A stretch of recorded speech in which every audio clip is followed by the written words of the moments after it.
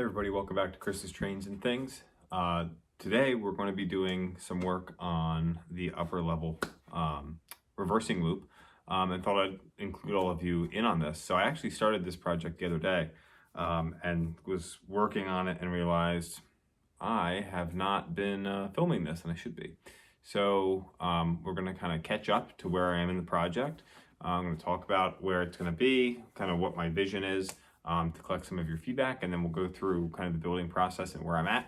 And then I'll probably just keep working on this video until I'm done. But what we're focusing on is a mountain scene for that upper part of the layout. And we'll go look at it in a minute. We're going to be doing this a little bit differently than normal, or differently than how I typically have done my mountains in the past. Traditionally, I use a cardboard weave style with a lot of hot glue to create my mountain scenes.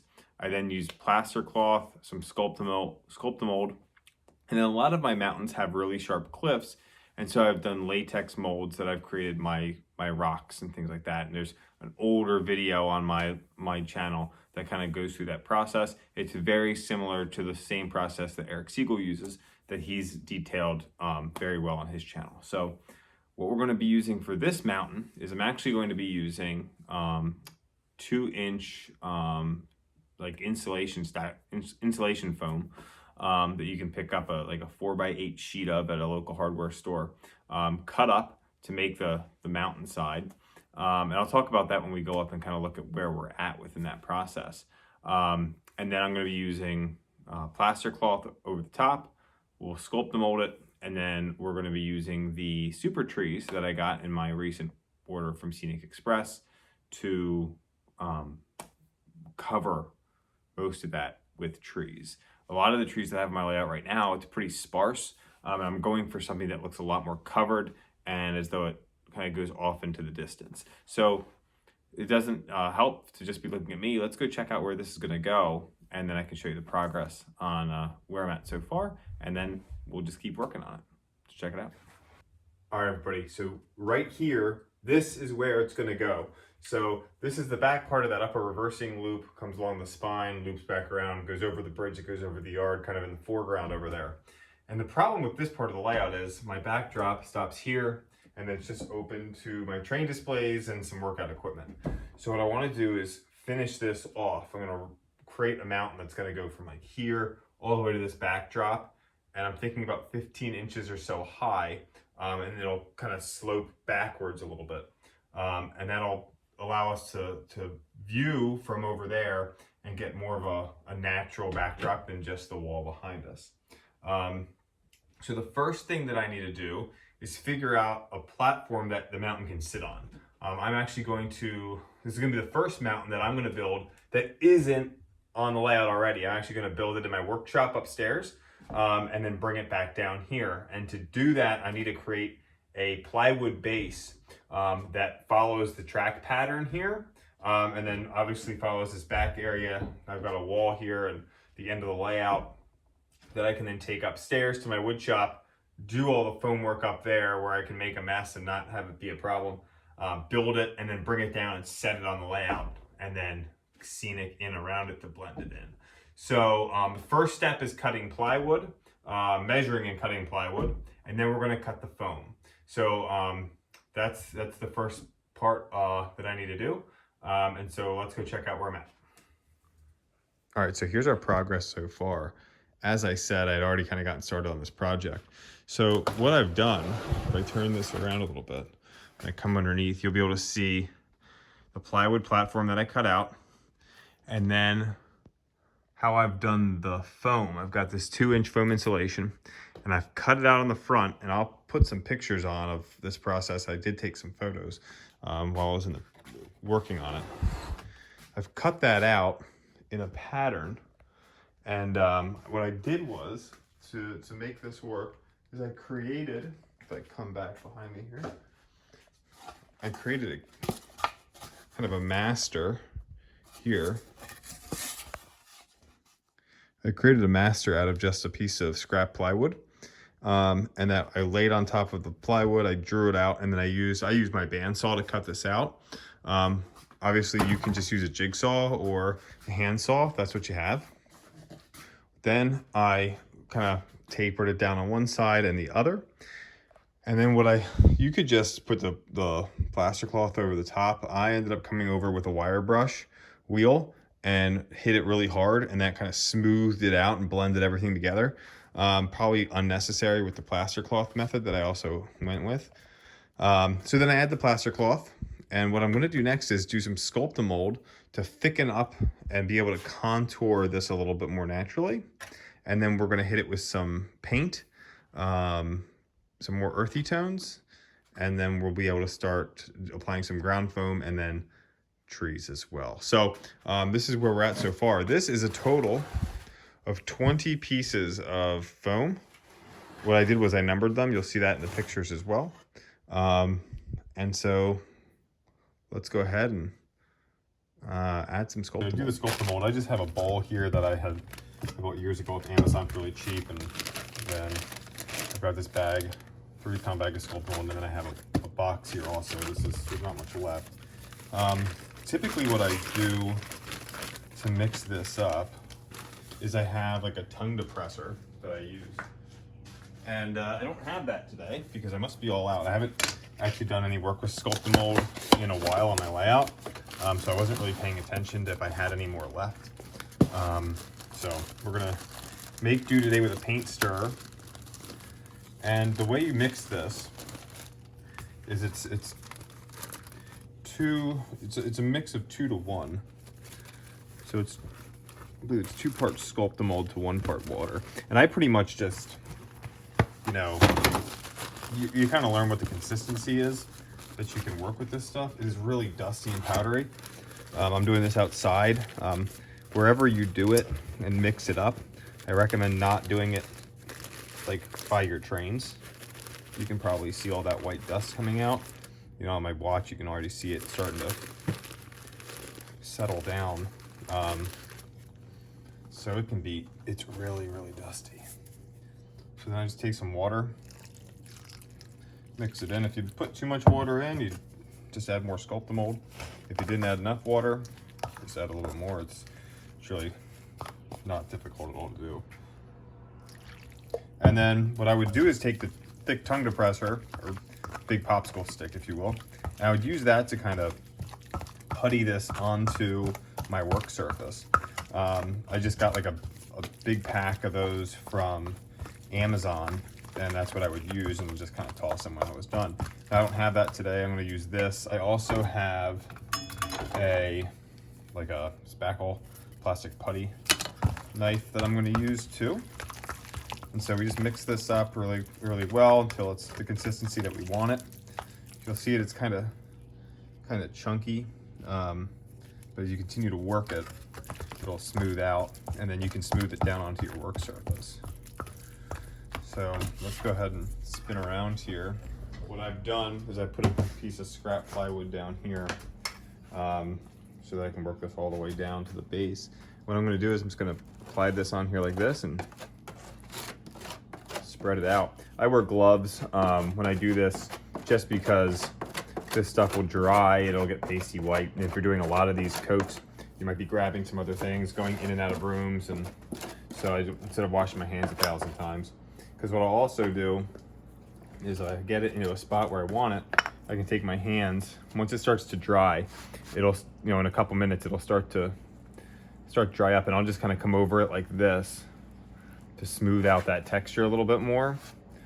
And you can just kind of, it's easier with the gloves, I feel. So I'm gonna go ahead and continue to apply this to the whole mountain face. It's gonna take, hopefully I've got enough ScultaMold. Like I said, I had that box with another 4-pound bag of this stuff. I should be able to make that work. Like I said, I haven't used this in a while, so I've kind of got to go back and remember how much you can get in one area.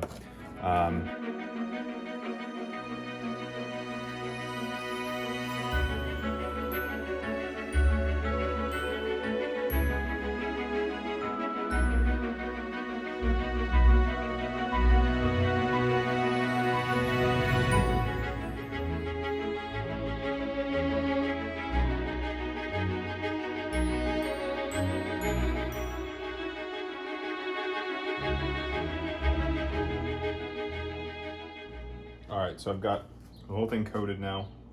It only took me, you know, 2 little bowls here of the Sculpting Mold to do the entire mountain. So now it starts to get a little bit tacky. It's probably really hard to see on the camera because it's so white.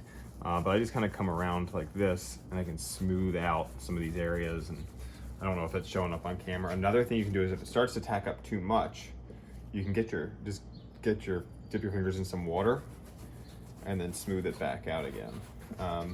I've got a little bit extra here, so you know, if I've got somewhere that I just want to add a little bit more to, I can just kind of put it on, smooth it out, and then we're going to give this a couple hours to dry and stuff, and then we're going to come over it with some paint.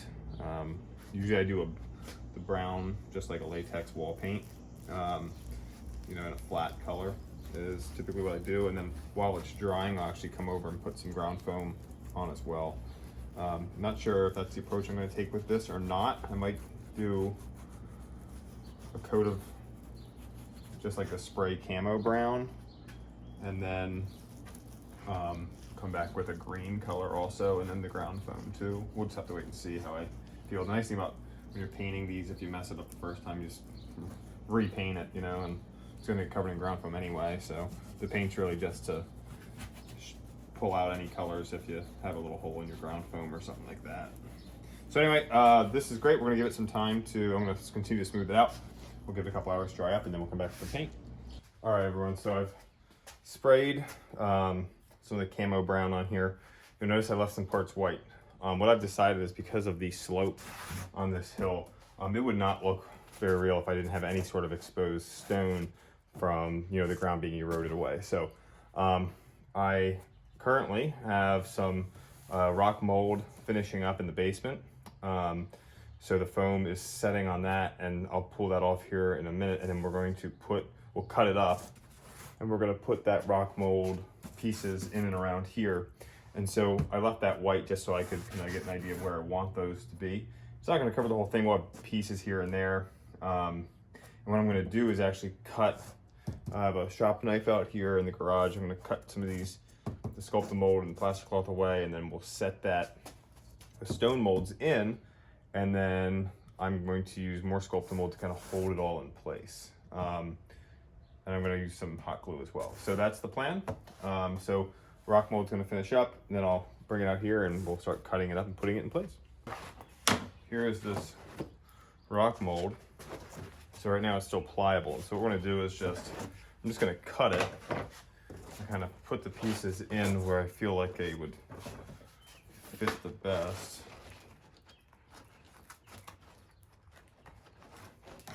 You know, obviously straight lines don't look natural, but we're going to blend all of that in.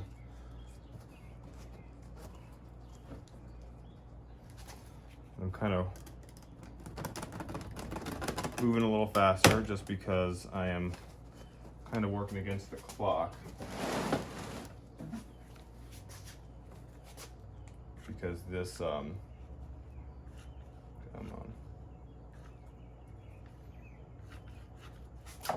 The foam will harden. There we go.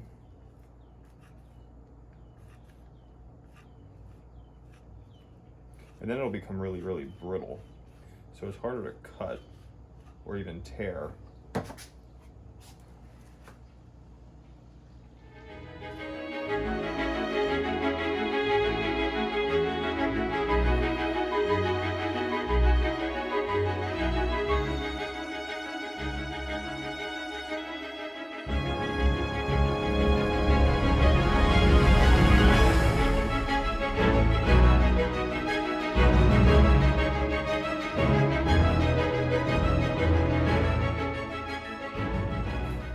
So I've got some more here, but I don't really want to overdo it too much. So I'm gonna let this will just dry, and then you can break it apart, and I can use it in some other scenic elements probably later on. So I'll just set that off to the side for now. The scraps here are gonna get tossed, and then we're gonna mix up the ScultaMold Mold and blend these in. So let's grab that. So, like I said, we want to make sure that these rocks appear as though they've kind of come out of eroded ground. So we're just going to kind of fill in underneath, and then up above and on the side, just kind of where I cut it out. The reason I cut out the existing ScultaMold or Plaster Cloth is so it kind of recesses the rocks in a little bit more. It doesn't look like they were completely added afterwards, even though they were. And you could, you know, comment that maybe I should have planned better and included these in when I was first doing my construction of this hill. But you know, where obviously I could have just used the foam, done a better job with the foam, not even used the plaster cloth. You know, this is the technique that I decided to go with, so it is what it is. Like I said, it doesn't have to be perfect. Nature's not perfect. It does what it wants to do. Blend that back in. Doesn't matter that I'm going over the paint because I can easily add more. Now, if you're interested in how to do these rock molds, I do these the exact same way that Eric Siegel does his. He's got like an 8-part video tutorial on how he does his mountains and stuff. So, you know, I would just recommend watching his video. I do have a video of me doing this on my channel. Perhaps we'll put a little link down below here for you to check that out. Yeah, it's not terribly difficult. The supplies are a little expensive to get started, but you know, when you have a big layout, you know, you're going to use a lot of those supplies over time. I've had them for a number of years. In fact, I have had the same container of foam and plastic that I started with when I had my old layout, my old house, and you know, so it lasts quite a while. You know, so you're spending about $100 for the foam, for the big container of foam, and another $100 for the plastic. But it is, you know, it lasts. So this one here kind of overhangs a bit, so I gotta really beef this up, if you will.